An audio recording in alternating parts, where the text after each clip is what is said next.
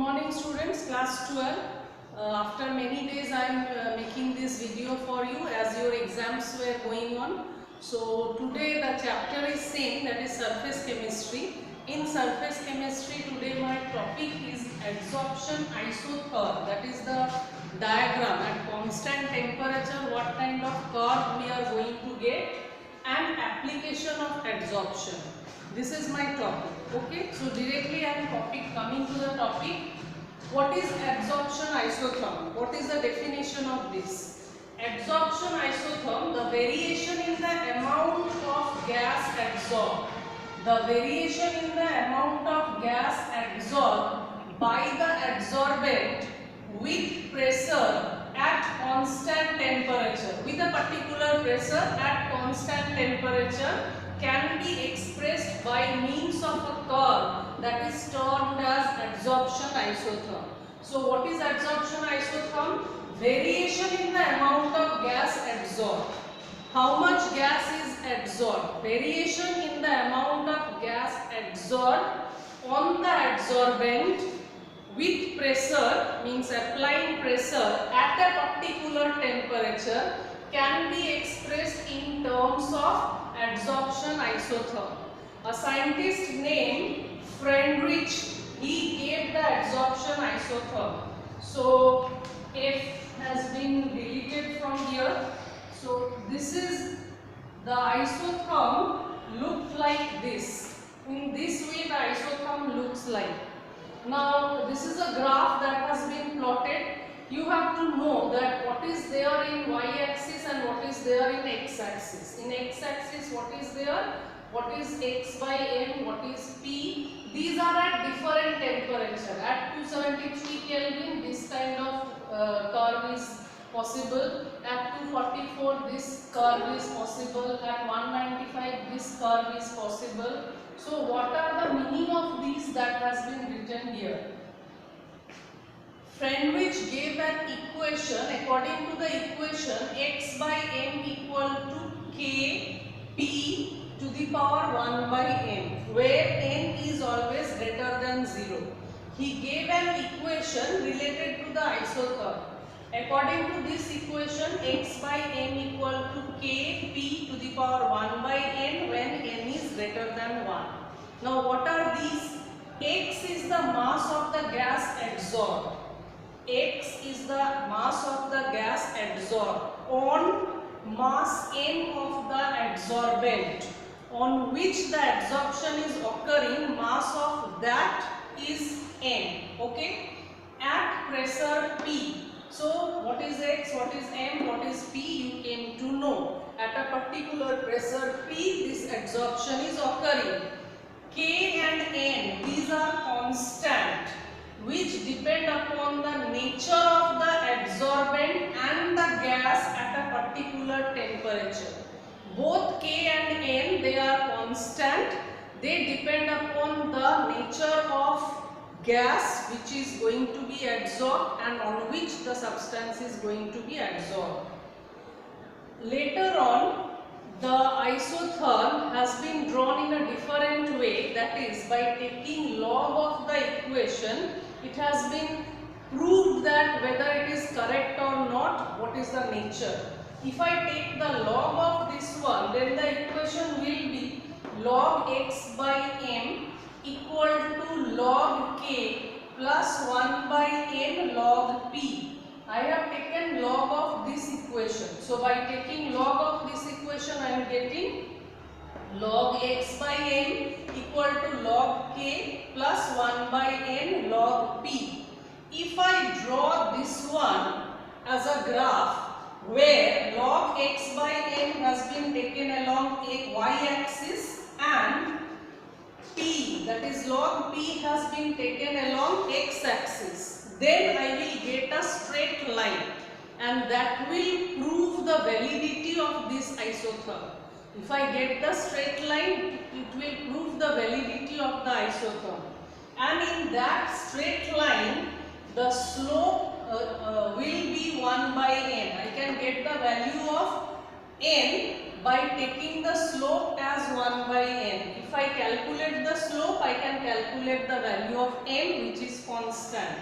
Similarly, intercepts on the y-axis will give you the value of k. If you draw the graph, then intercept on the y-axis will give you the value of k. So this is all about adsorption isotherm. This formula is important. X stands for what, M stands for what, P stands for what, K stands for what, and N stands for what. That you should know. And you should know about this graph also, that in which axis which term has to be taken. Okay.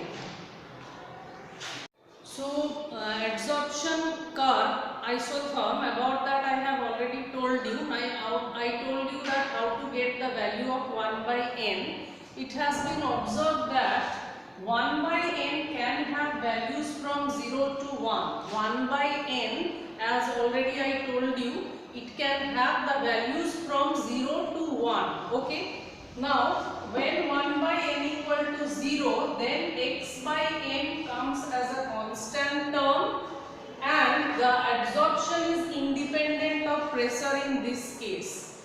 If 1 by n equal to 0, then x by m becomes constant, and in that case the adsorption is independent of pressure. Adsorption becomes independent of the pressure. Okay. If 1 by n is having value 1, then x by m is having value kp. Okay. Where k is constant, I know, that means x by m is directly proportional to the pressure. More will be the pressure, more will be the value of x by m. Less will be the pressure, less will be the value of x by m. So if n equal to 1, then x by m is directly proportional to pressure. This is all about adsorption of gas on solid surface. Now I will talk about adsorption of solute from liquid on the solid surface. Suppose we have seen charcoal, it can absorb some of the liquids also. Some color becomes colorless when adsorbed over charcoal. So now I am going to talk about adsorption of solution, that is liquid over solid. What are the factors on which it depends upon and how that can be calculated. So the factors are these. Adsorption from solution phase, according to this, the extent of adsorption will decrease with increase of the temperature. If the temperature is more, there will be less adsorption of solution over a solid. Understood? So, adsorption decreases with increasing temperature if adsorption from solution phase occurs. Okay. Next, in this case only, adsorption increases with increasing the surface area. This so already we know, in previous case also the same thing occurred. More is the surface area, more will be the adsorption. Adsorption depends on the concentration of the solute. More is the concentration of the solute, more will be the adsorption. That is, extent of adsorption will be more if the concentration of solute is more. And the last point, adsorption also depend upon the nature of adsorbent and adsorbate. Nature of these also give you information about the extent of adsorption. Now, how does the adsorption is occurring, degree of adsorption, how much adsorption is occurring? As in the previous section I told you one formula. In this case the formula is this one.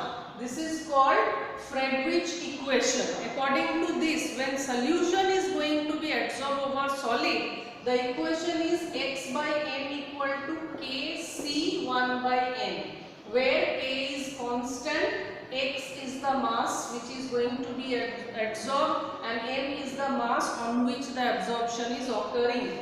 C is the equilibrium concentration. In the previous case it was P, pressure, but here it is not related with pressure, it is related with concentration.